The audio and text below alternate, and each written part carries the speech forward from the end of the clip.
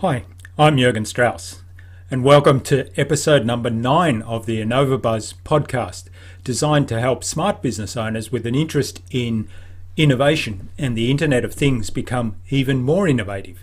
I can't believe we're already at episode number 9. There you go. We've got nine weeks since we began the InnovaBuzz podcast. Now, today's guest is Alan Barton of Lehigh Technologies. And I'm really excited to have Alan on the podcast today because I worked with Alan back in the days when we were both at Roman Haas. So I know him from those days, and I'm really excited to see what he's been up to since he's been at Lehigh Technologies. Now, Lehigh Technologies take old scrap rubber and turn it into a recycled rubber product that adds value to the applications where it finds use in. So not only does it add value, it improves the properties of the products where it's used and also enables cost reduction. So it really is an exciting development. Now, there's lots of fantastic lessons in today's interview.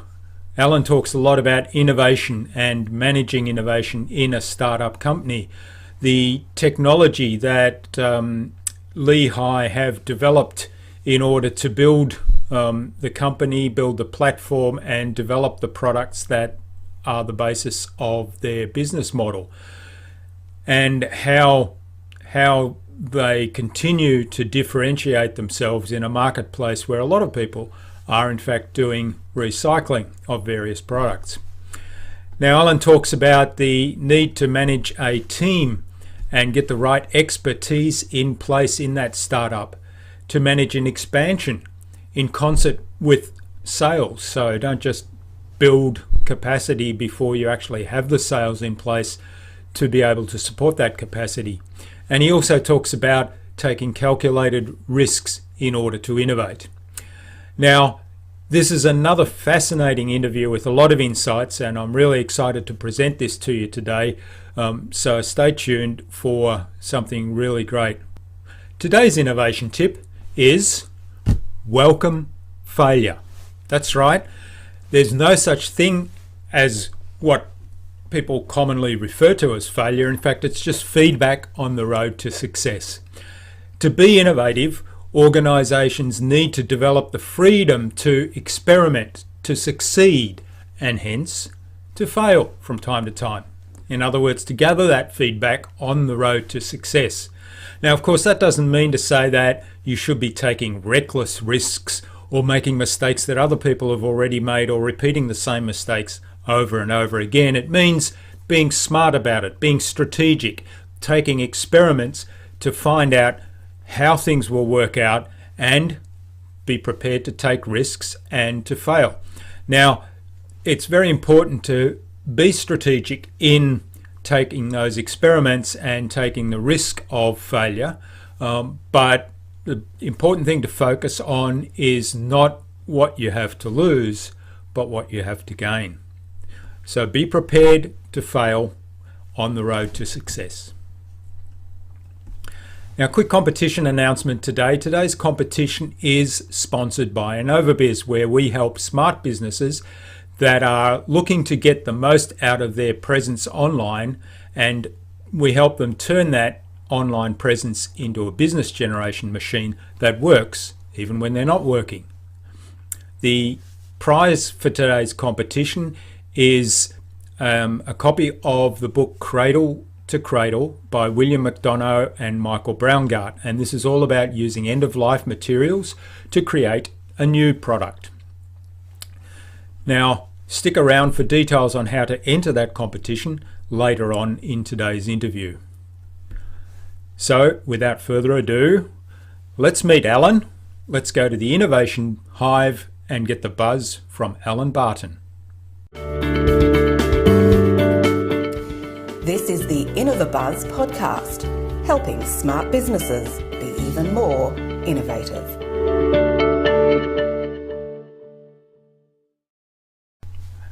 Hi, I'm Jürgen Strauss from Innovabiz, and I'm very pleased to have here with me, all the way from Philadelphia in the USA, Alan Barton. Now, Alan is the Chief Executive Officer of Lehigh Technologies. Welcome, Alan, to the InnovaBuzz podcast. Thanks, Jürgen. Now, Lehigh Technologies take recycled rubber and basically make micronized rubber powder from that, and those micronized rubber powders then go into a variety of applications that deliver savings in both energy and production cost, and also reduce waste and improve performance. But we'll hear more about that from Alan later on. Now, Alan also serves on the board of a number of companies, including Renmatics, I think, Technitrol, and Wilbur Ellis Company. So I'm really looking forward to Alan sharing his insights with us today, because he does have an enormous variety of experience. And of course, I know Alan from having worked with him in the days when I was with Roman Haas. Now, before we learn more about Alan and about Lehigh, a quick competition announcement. Today, I'm going to give away a copy of Cradle to Cradle by William McDonough and Michael Braungart. And that book explains how products can be designed from the outset so that after their useful lives, they will provide nourishment for something new. So continually circulating as pure and viable materials with a cradle-to-cradle model. So stick around for details on how you can enter the draw to win that later on in the interview. So Alan, before we learn about Lehigh Technologies and the innovative stuff you're doing there, let's find out a little bit about you. Take you back to when you were a young child. What did you want to be when you grew up? Yeah, about 1,000 years ago, something like that. When I was a real little kid, I was crazy about planes. Okay. And all I wanted to do was be a pilot. Yeah. And then sort of by the time I got into high school, that's when reality set in, I think. And my goal was to be a nuclear physicist at that point. Okay. Needless to say, neither of those two career choices actually happened. Yeah. So when did you... yeah, it's funny, actually. I was listening to some podcasts yesterday, two different ones, and both people said they wanted to be pilots when they were young. So it seems to be a common dream of young children. Yep.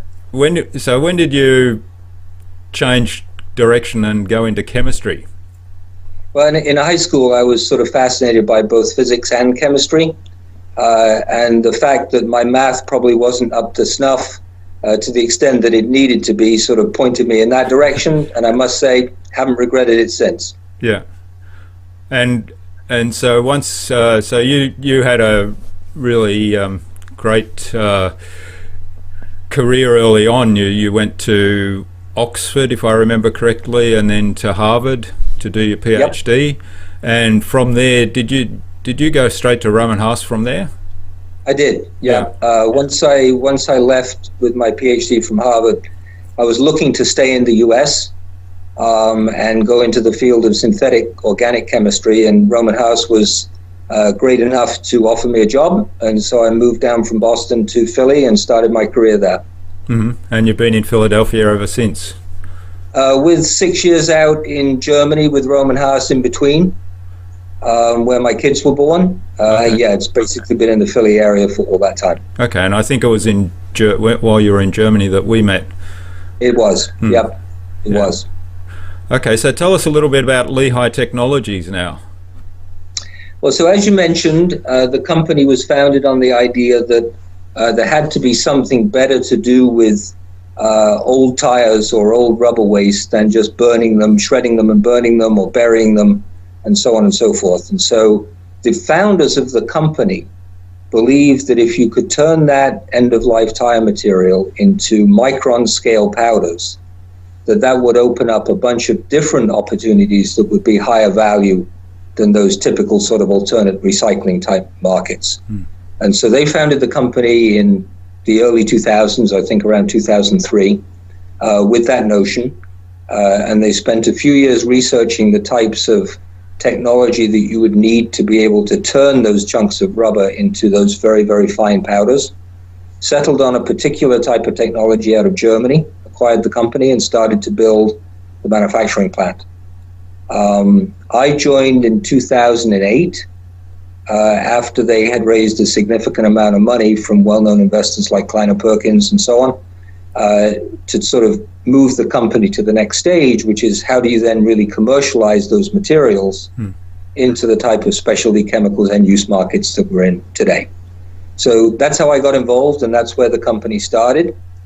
And really, we've been commercial. The plant started manufacturing materials at scale in 2007, and that was when the first sales were.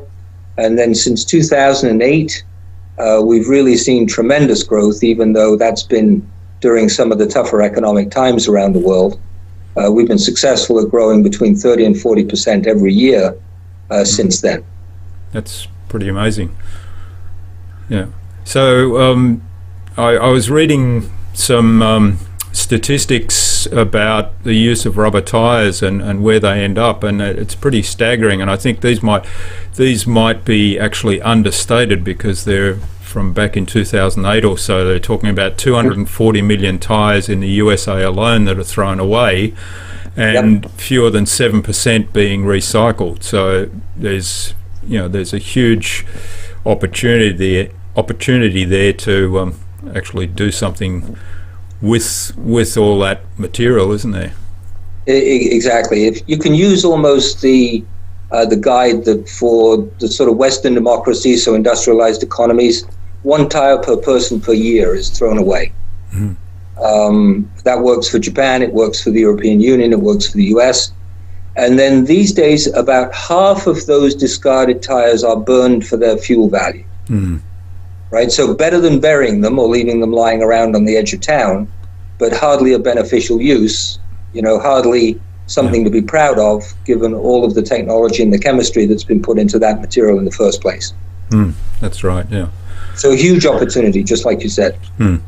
So you've got a production facility in or near Georgia in Atlanta, right? Sorry, in Georgia, near Atlanta. So tell us a little bit about that and the technology, because I believe that's the biggest of its type in the world. It is. As I mentioned earlier, the milling system is a proprietary system. It's covered by a bunch of patents. And in fact, Lehigh early on bought out the small German manufacturer that produced those materials, those mills. So we're really the only ones that have this technology. And fundamentally, the process is cool the rubber in-feed down with liquid nitrogen so that it's way, way below its TG. Then at least you have something brittle that can be pulverized. The type of mill this is an impact mill. So imagine that frozen piece of glass-like rubber being introduced to a jet turbine. So you have large vanes whizzing around at 2,500 RPM. Into that comes cryogenically frozen rubber with a bunch of liquid nitrogen with it. It impacts the vanes immediately, shatters into a complete particle size distribution, and within milliseconds, the expanding gas has blown it out the other end of the system. And so it's then warmed up carefully so that you can separate it out into different particle size distribution components, and then packaged in various systems after that. So the thing that's neat about this system, first of all, because it's cryogenic, it's very gentle on the polymers, right? If you want to use that chemistry again, you don't want to basically destroy it first. So it's very gentle on the polymers. The scale of it is such that we can produce thousands of pounds an hour. So it can produce industrial scale quantities, which is what you need to do if you're going to be servicing construction industries or the tire industry. And the particle size distribution is skewed to the very, very small. And one of the keys to the use in those applications is the amount of surface area that you have. So therefore, this type of system is well designed for what we're trying to do. And so, we have 6 production lines. The capacity is right around 70,000 tons per year. We're not using that much, of course, at this point, but growing at the rate we are, you can see that we'll be bumping up against that in the not too distant future. Okay. And tell us about some of the end-use applications that product then finds its way into. Tires is our largest market. So you can imagine the notion of putting this material back into tires is perfectly logical. It's taken us a long time to figure out how to use it in tires. In other words, how to optimize those compounds, those formulations, to get exactly the right performance. For somebody with your background, just think of how one has to optimize the use of opaque polymer in paints, right? Yeah. Same notion. Yeah. Same notion. So that's our largest market. And to give you a sense of how broadly we've been able to introduce it, over 250 million tires have been manufactured using our products since we started really producing at scale in 2007 and early 2008. So tires is our largest market. Industrial rubber is another obvious one. Asphalt modification is another significant market for us. Some material like that is used in Australia and a couple of other Asian countries, where the rubber is put in there not only to reduce cost, but to improve some of the performance properties. So high temperature rutting, cold temperature cracking, things like that. So that's an important use for us. Construction applications, sealers for parking lots, waterproofing systems for the building envelope, cladding for roofs to help improve water resistance and things like that are just some examples of markets that we're currently commercial in. Okay, so that's a pretty wide gamut there of applications, and I'm sure you're discovering new ones all the time as well. That's the plan. Yeah. That's the plan. Yeah. I noticed you've recently, or I don't know, recently, probably a few years ago, set up an applications development centre there as well to, and I guess one of their roles would be to optimise those formulations as you mentioned. Exactly. You know, we're unique in this market in that we have basically adopted the positioning as a specialty chemical supplier, right? We're effectively producing an additive that can be used in a wide range of systems with a set of performance attributes. It just so happens that the raw material for it is an end-of-use material. But other than that, we look, sound, smell, and feel like a specialty chemical company. Okay. So how do you describe what you do in one sentence then if you meet somebody for the first time and they say, what is it you do, Alan? You mean for the company? Yeah. Yeah, so we basically take waste end-of-life rubber, turn it into a micron scale powder that can be used in a wide range of different specialty chemical end uses in your everyday life. Materials that you see all around you every day. Yeah. Yeah, I like that. That's understandable to everybody. Exactly. Really good. Yep. Yeah. Now, certainly you mentioned a little bit about the innovation in production that you use, and I've heard you describe that on a video, I think it was, as a jet engine with teeth, and you talked a little bit about how that worked. Tell us a little bit, because the other thing I noticed was, or I read about, was this closed loop business model that I think was talked about on your website. So tell us a little bit more about that. Yeah, in fact, the guys that wrote the book that you're going to give away are very fond of the whole closed loop model for maximum, not only resource efficiency, but sustainability as well. So several parts of the rubber world produce significant amounts of processed scrap. So as an example, when a retread is manufactured, it's made in a very large band of tread stock, and there's quite a lot of processed scrap that comes with that. In the past, that material was simply landfilled. So here you have virgin, high-cost, high-performance rubber being basically discarded. So over the past years, we've worked with these companies to take that processed scrap. We do the primary shredding, and then we turn it into micronized rubber powder, and we've worked with them to optimize those retread formulations to be able to use it back in their own system. So for those guys now, think of it in terms of a quality assurance point of view. They've got exactly the same chemical compound that they started with. We segregate all that material so they only get their powder back. Okay. It's a particle size distribution that's optimized for their formulation and only for their formulation. And there's zero waste, and they save money. What's not to like about that? Yeah, it's a win-win-win. And so it is sort of, it hits all the buttons. And we therefore have very tight relationships with those guys, and so from a competitive advantage point of view, it's a very sticky value proposition as well. Yeah, that's really exciting stuff. And like you say, it gives you the ability to partner very closely with your customer. Exactly. Yeah. Exactly. And add huge value. Yep. So there's gold in that in terms of a model to work with. Exactly. Yeah, exactly. And we're trying to expand that now into some other rubber chemistries, like butyl rubber, which is a very high cost rubber that's used for inner liners and things like that in tires, and also for EPDM, which of course is used a lot in automotive for waterproofing and sealing as well. Okay, and I noticed also you've just recently secured some funding to expand in, I believe you're looking to expand production in Europe? Yes. Yeah, in fact, we just completed our latest raise in the middle of the summer with our existing investors coming in with money, as well as JSR, a well-known supplier of SBRs based in Japan, joined as a strategic investor in that round as well. Which is excellent to have that sort of validation from a leader in SBR technology supporting what we're doing. Yeah, so those funds will be used primarily for geographic expansion. We are in the process of putting together a joint venture in Europe, which will lead to local manufacturing early next year. And that'll be our first production line outside of the US. Coming after that, at some point, will be a production line in Asia. We're already exporting quite a bit of material to Asia every month. And so at some point it makes sense to have a local manufacturing site. And we're currently sort of looking at where that might be and what sort of size and scale and cost profile it could have. Yeah, that's exciting stuff. Yep. Yeah. So what do you spend most of your time doing on a day-to-day basis?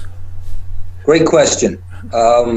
Probably about a third of my time is focused on sales type activities. Our sales force is very small. There's only 5 people in that, including me. And so I'm spending a fair amount of time with customers. I'm the chief sales guy for Europe, so I'm traveling over there pretty frequently with our JV partner. So about a third on commercial activities, about a third on manufacturing.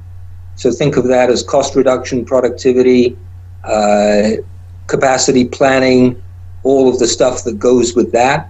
Because obviously as we scale, a lot of this equipment is being pushed to limits that it wasn't intended for maybe at the beginning or designed for. So we've got a lot of work to do on debottlenecking.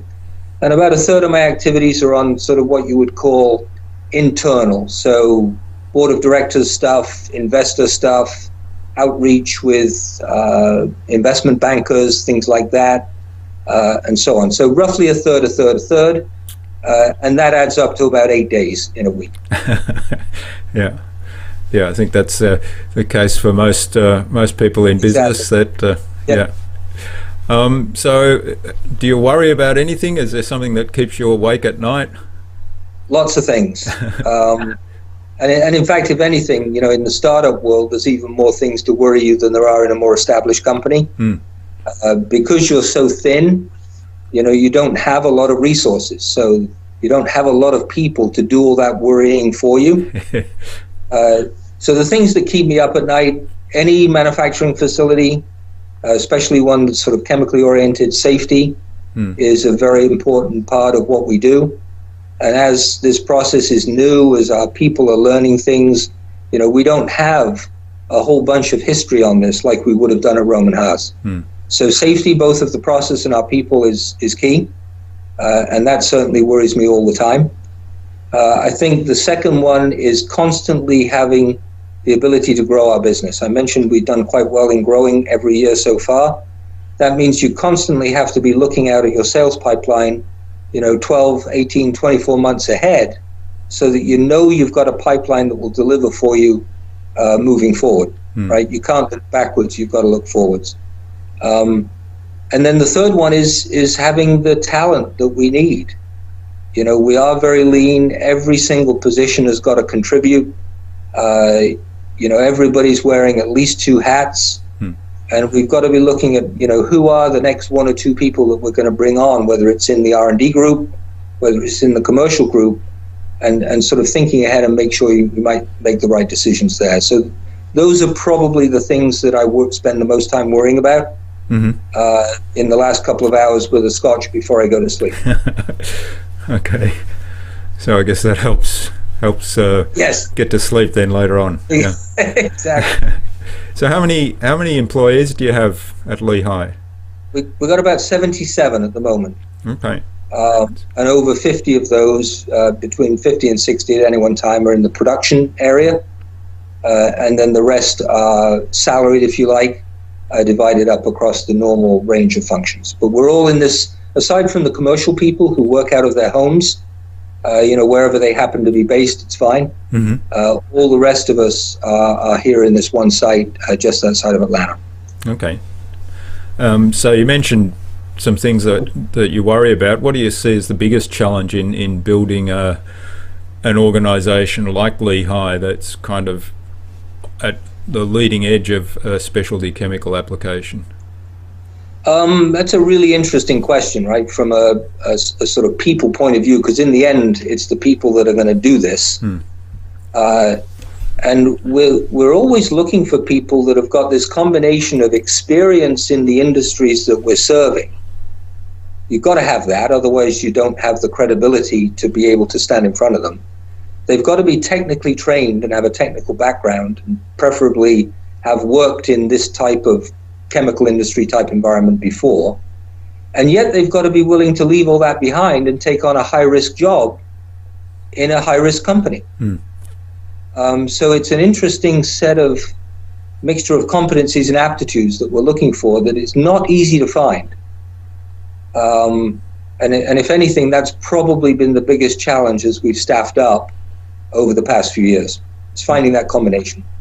Okay. And I think that's just going to get more difficult as we start to expand now outside of the US into Europe and into Asia, because that's even riskier because we're only just getting our feet on the ground. And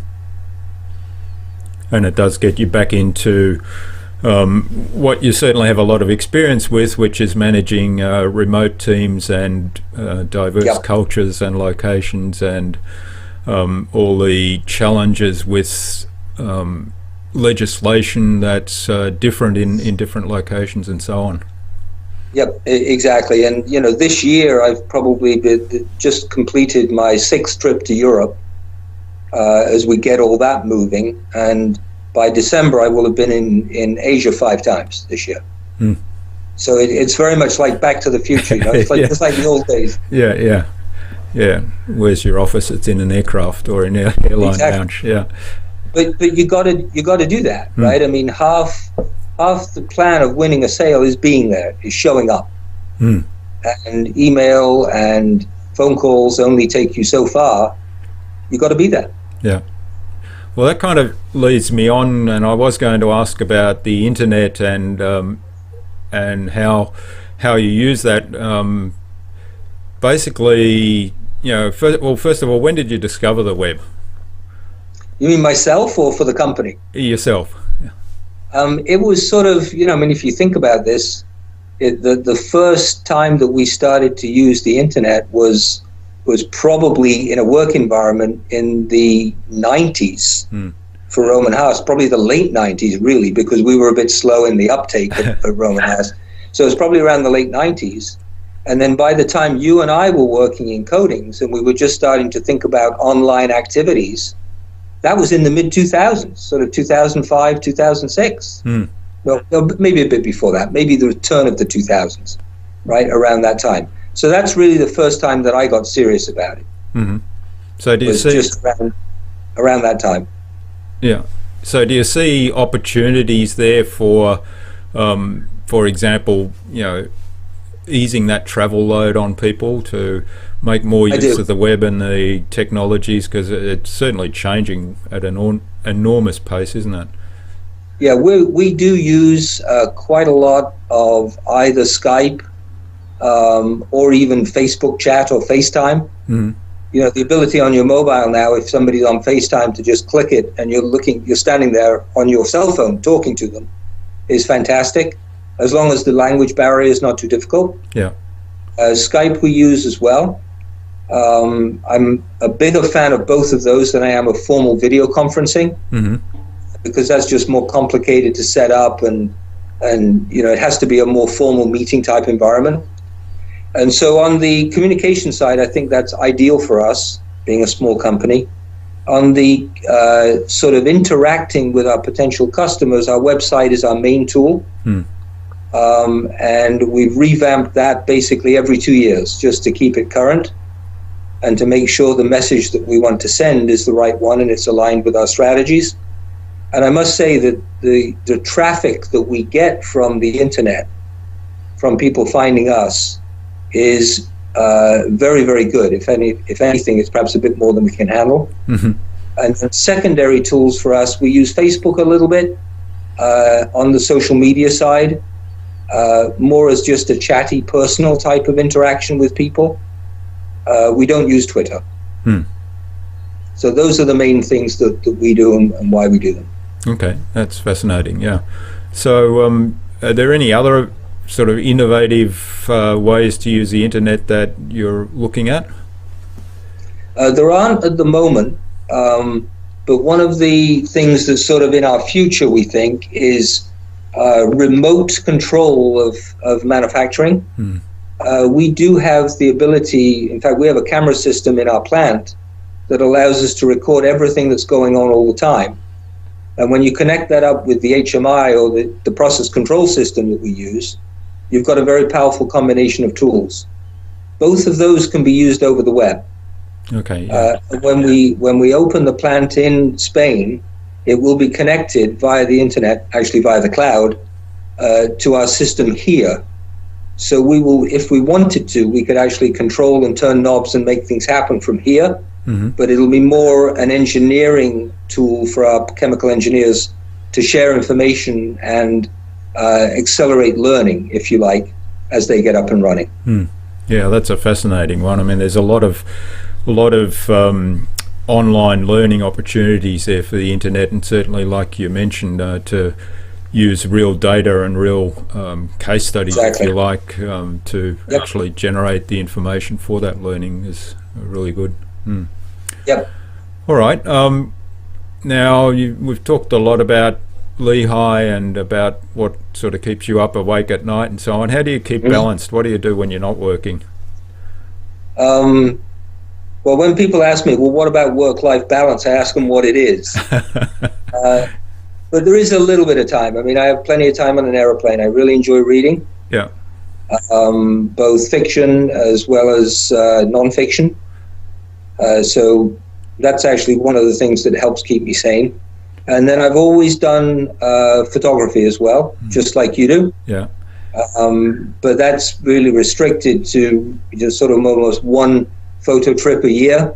Okay. And then it takes me about the rest of the year to then develop those negatives and print them and get them the way I want them. So in the future, that'll change, and hopefully the balance will slip the other way once I retire. Yeah. So you're one of the few people that I know that still works with film, and I believe absolutely you used to do large format camera shots as well. I still do. Yeah, still do. I still do. Yep, 8x10 and 11x14 black and white. Okay, fabulous. So have you read any interesting books recently that you could recommend to our audience? I think there's several. For fun, this whole sort of Nordic crime genre has become very popular. You know, so the girl with the dragon tattoo type stuff. Joe Nesbo is a younger version of the guy that wrote those. Okay. And it's very dark and very Swedish and Finnish type, thing. So that's kind of fun. And then I'm also reading a fair amount of history now of England in the 50s and 60s. So sort of around the time that I was born, right, and starting to be cognizant of what was happening around me. That's pretty fascinating as well. Yeah. Okay, that's good. So if you had a magic wand that you could wave and fix one thing in Lehigh, what would it be? I'd lower the cost. Lower the cost I take 5 cents out of our manufacturing cost. Okay. So that's a big challenge then, is it? Yep. Yeah. I mean, if you think back to our old days, our goal was to really drive unit costs down every single year. And we've been successful at doing that. But as you're learning the process as it grows and you're learning how to make more product with the same assets, right, it's hard to have a singular focus on that and make as much progress as you'd like. So what's the biggest component of the manufacturing cost there? Is it energy, or is it? I think there's two major ones. One obviously is nitrogen. That's a key input that we use. And then the second one is raw material. And whether that's material that we acquire ourselves and shred, or whether it's stuff that we buy, it's managing that complex mixture of raw materials and making sure that we can get them at a good cost. Okay. That's fascinating. I would have thought maybe energy might be a big chunk there. It is in a way, because energy is the major constituent of the cost of liquid nitrogen, right? So in a way, that is what we're buying. Okay. So you've mentioned the expansion plans, so and the future plans for Asia as well. So they're obviously the key things that you're currently working on. Yes. Yeah. I mean, we're currently selling to Europe at the moment. We actually bring raw material from Europe to Atlanta, make micronized rubber powder here, and ship it back. So that we're REACH compliant. And so the quicker we stop doing that and the quicker we make it locally, the better off we'll be. Yeah. As I said, we are selling into Asia now quite a lot. And so it's really setting about what is the timing to start that project, because we'll have volume to put in there straight away as soon as the plant is running. And then we can handle Latin America by export for a little while longer. Yeah, well, that's a great position to be in, to have the sales online already before you set up a facility. Yeah. Yep. All right, well, let's move on to what I call the buzz, which is our innovation round. So it's about 6 or 7 questions that hopefully will get a very short answer from you that'll blow the audience away with your insight. So what do you think is the number one thing people need to do to be more innovative? I think it's to embrace risk. So much innovation is stifled because people fear making mistakes, or their bosses don't like people making mistakes, or the culture is to avoid making mistakes. But you can't innovate if you don't make mistakes, if you don't go down blind alleys, if you don't try things that don't work. So embrace risk, make mistakes, enjoy them, learn from them, move on. Yeah. That's great advice. Yeah. What do you see as the risk of innovation? The what you could perhaps guard against when you take that path? Give it a fair amount of thought first. Rule out the really stupid mistakes, and concentrate on making mistakes that you can learn from. Yeah. Try to avoid the mistakes that somebody else has already made as well. Yeah, right. Yeah. Right. Let somebody else do the stupid ones, and then you just do the targeted ones. Yeah, great. What's the best thing that you've done to develop new ideas?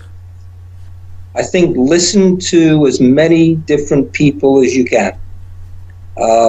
Whether that's people that are trying to do what you're doing now, they might have done it before and it didn't work. People that are in industries that supply you, people that are in industries that are maybe a replacement product for yours, your customers, your employees. Listen. Ask a billion questions, listen, and try and join all those dots and see what it's telling you. Yeah. Okay. And do you have a tool or a system for being more innovative? No, we don't. Or I don't anyway. Because I think when you're in a startup, it is such a roller coaster, and where you need to innovate changes frequently over time. And so I think having a specific way of going about it, or a specific process that you use, at least it feels for me that that doesn't work so well. I'd almost rather just confront each thing or confront each idea and say, all right, what's the best way to approach that? Yeah. So case by case basis. Yeah. Yeah. All right. What's the best way, to keep a project or a client on track? Oh, good Lord! I I wish I could come up with a better way of doing that. I mentioned before that half the process of the sale is being there.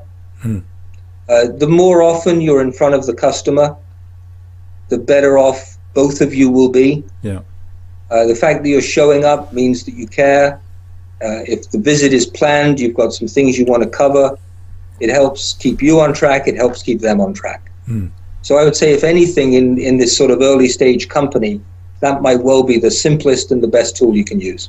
Yeah, that's great advice. And I think that's a philosophy that you kind of pushed very hard at Roman Haas, as I remember. Yeah. Yep. So what do you think is the number one thing you can do to differentiate yourself? That's a great question as well. You know, talking about for Lehigh in particular, I think it's to, now that we've developed our sort of image as a technology leader,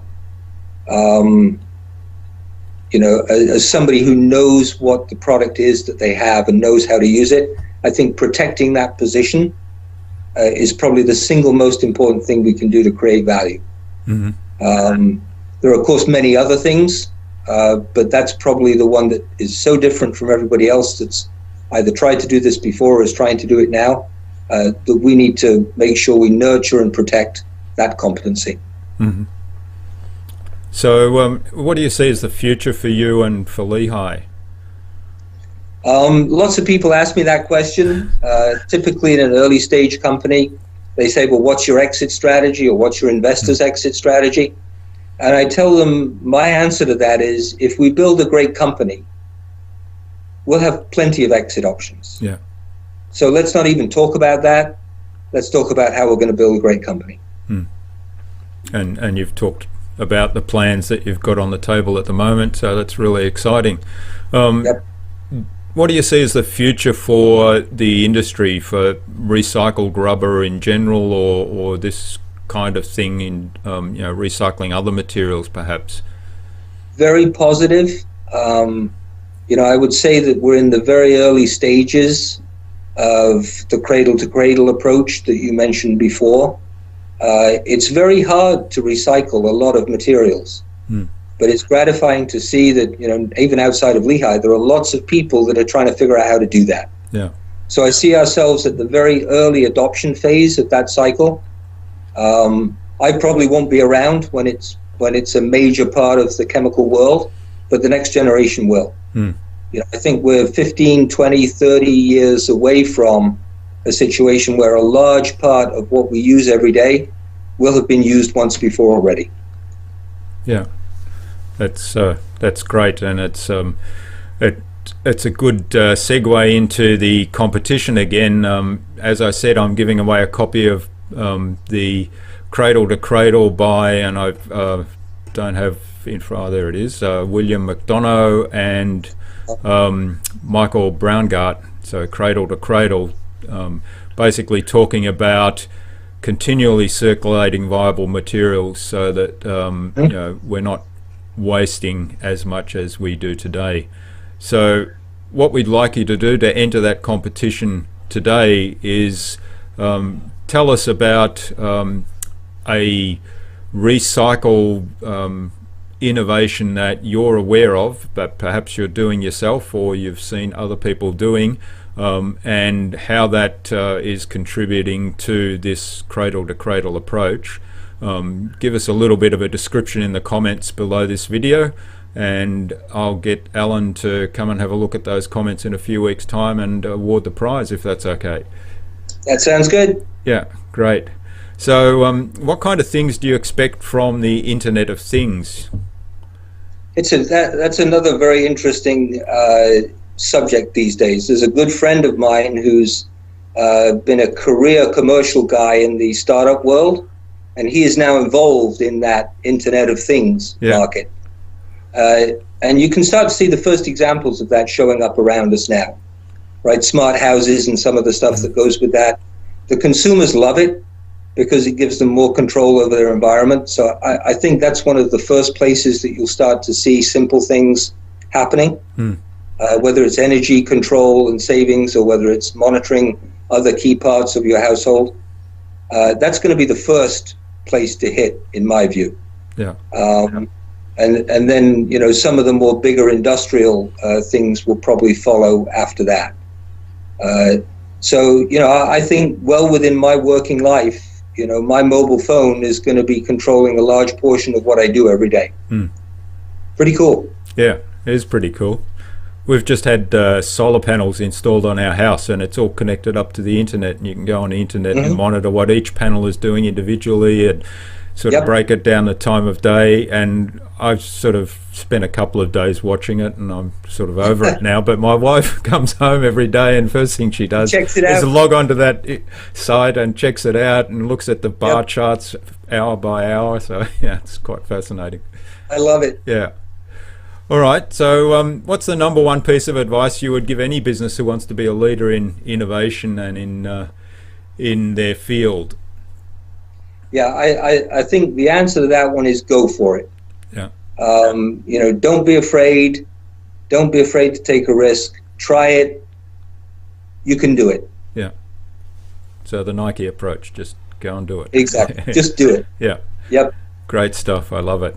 So, Alan, this has been fabulous, and really appreciate your time and all the insights you've shared with us today. Where can our audience reach out to you and say thank you? The easiest place to leave comments is our website, www.lehighTechnologies.com. Yep. We also have a Facebook page for those of you that are on that too. That's an easy place to leave input. So those are probably the two simplest ones. Okay, and we'll have the links to those places below the video when it's posted.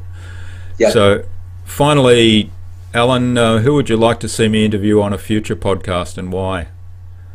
Yeah, I actually had to do a bit of research on that one because I wanted to find something that was closer to home for you guys. So there's a professor at the University of Queensland called Professor Marie Smith. Okay. And she's obviously got an academic background in the medical arena, but she's had several startups, at least two that I'm aware of, that have been successful in the area of therapeutics. One of them, she's very heavily involved in pain management, which is, for a lot of chronic conditions in the world now, that's a very important facet for quality of life. And that's, I think, the topic of our latest startup. So I think it'll be a totally different field than some of the others that you've done. Yeah.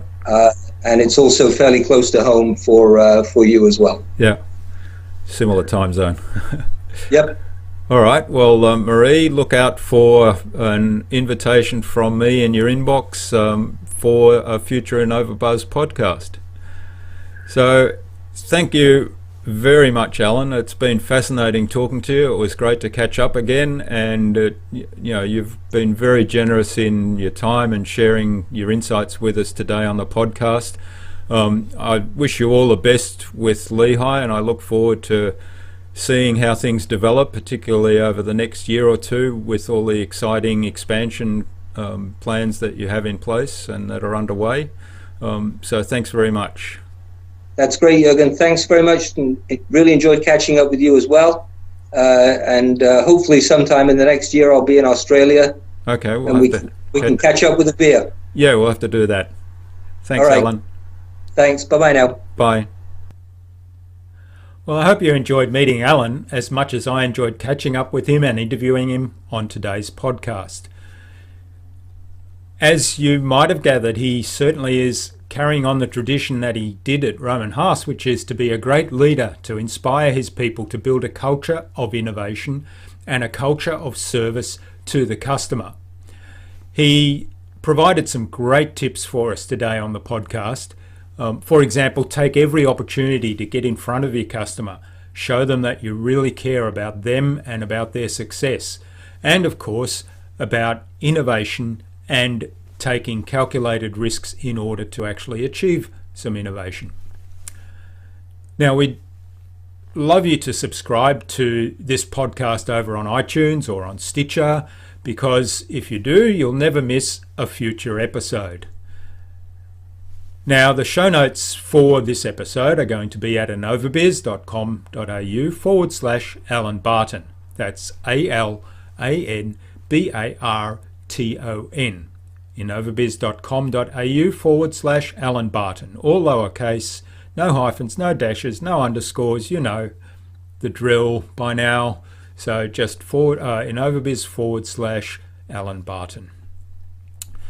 Now remember to leave your comments underneath the video for a chance to win the prize, which today is a copy of the book Cradle to Cradle by William McDonough and Michael Braungart. Tell us about a recycling innovation that you've done or you've participated in, or perhaps you've seen other people build such a recycling innovation, one that's consistent with the cradle to cradle philosophy. Tell us how that works and give us a little bit of a description in the comments. So if you do that, I'll get Alan to swing by in a few weeks' time and award the prize to the best entry. Now, Alan nominated Professor Marie Smith of Queensland University to be a future guest on our InnovaBuzz podcast. Marie has done some exciting stuff in the medical field, and that'll be an interesting interview. So Marie, look out in your inbox for an invitation from me to be a guest on a future InnovaBuzz podcast.